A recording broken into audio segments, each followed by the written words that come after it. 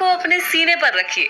क्या आप एक लयबद्ध स्पंदन महसूस कर सकते हैं? मुझे यकीन है कि आप जानते हैं कि ये आपके हृदय की धड़कन है। लेकिन क्या आप जानते हैं कि हृदय स्पंदन पहले स्थान पर क्यों है?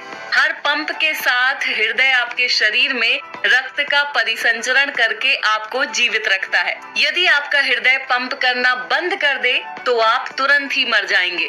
आइए देखते हैं कि वो क्या है जिसे हृदय हमारे पूरे शरीर में परिसंचारित करता है। हृदय एक निरंतर चलने वाला पंप है जो औसत जीवन काल में 2.5 अरब बार धड़कता है।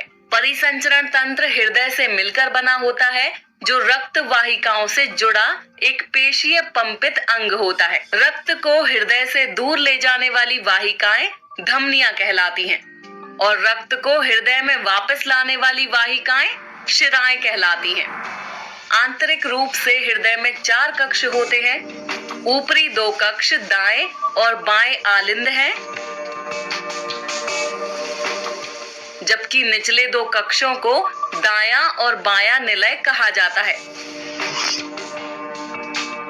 परिसंचरण तंत्र श्वसन तंत्र के साथ निकटता से जुड़ा होता है जो फुफ्फुस, शरीर ऊतक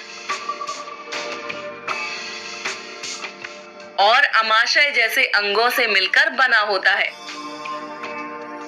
अब हृदय में रक्त के प्रवाह को समझने के लिए हम दाएं आलिंद को देखते हैं जो कि विऑक्सीजनित रक्त प्राप्त करता है जो अंततः दाएं निलय से होकर गुजरता है। दाएं निलय से रक्त फुफ्फुसीय धमनियों से होकर प्रवाहित होता है और फुफ्फुस में कूपिकाओं तक पहुंचता है। अब कूपिका का एक सरलीकृत दृश्य हमें ये दर्शाता है कि कूपिका से ऑक्सीजन रक्त में विसरित होती है।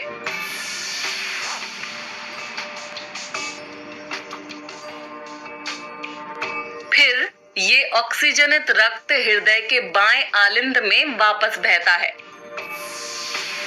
बाएं आलिंद से ऑक्सीजनित रक्त बाएं निलय में जाता है। बाएं निलय से ये ऑक्सीजनित रक्त महाधमनी के माध्यम से पंप किया जाता है। ये रक्त अंत में शरीर के विभिन्न अंगों की कोशिकाओं जैसे आमाशय आदि में पहुंचता है, जहां से ऑक्सीजन बाहर विसरित होती है और इसलिए फिर से रक्त विऑक्सीजनित होता है। ये विऑक्सीजनित रक्त फिर से हृदय के दाएं आलिंद में वापस भेज दिया जाता है।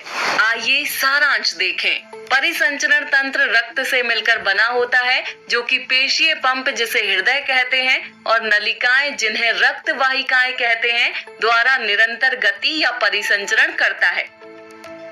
हम जानते हैं कि हृदय शरीर के विभिन्न भागों में रक्त पहुंचाता है, लेकिन मुझे यकीन है कि ये बिना मदद के ऐसा नहीं कर सकता है। तो फिर परिसंचरण तंत्र में और क्या शामिल है और रक्त परिसंचरण में वे क्या भूमिका निभाते हैं?